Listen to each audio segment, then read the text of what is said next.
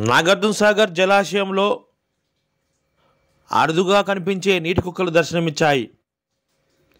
శనివారం పైలాన్ కొత్త బ్రిడ్జి సమీపంలోనున్న ఆంజనేయ స్వామి పుష్కర్ వద్ద నీటి కుక్కలు గుంపులుగా నదిలో విహరిస్తూ దర్శనమిచ్చాయి. కనుమరుగైపోతున్న జాతుల్లో నీటి కుక్క కూడా ఒకటి.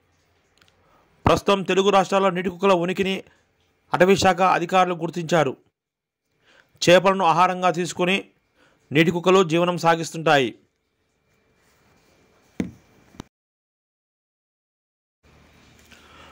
రెండేళ్ల క్రితం ఒకసారి నాగార్జున సాగర్ జలాశయంలో నీటి కుక్కలు దర్శనమిచ్చాయి. అటు తర్వాతి కాలంలో అవి కనిపించకుండా పోయాయి. తాజాగా నాగార్జున సాగర్ జలాశయంలో గతంలో కంటే ఎక్కువ సంఖ్యలో నీటి కుక్కలు దర్శనమిచ్చాయి. అంతరించిపోతున్న అరుదైన జాతి కావడంతో వీటిని సంరక్షించాలని పర్యాటకులు, జంతు ప్రేమికులు కోరుతున్నారు.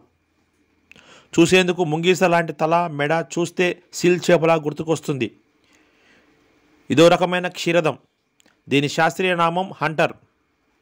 పెద్దగా అలికిడి లేని నీటి వనరులు ఉన్న ప్రాంతంలో ఇవి ఎక్కువగా సంచరిస్తుంటాయి. నీటితో పాటు నేలపైన కూడా ఉండగలవు.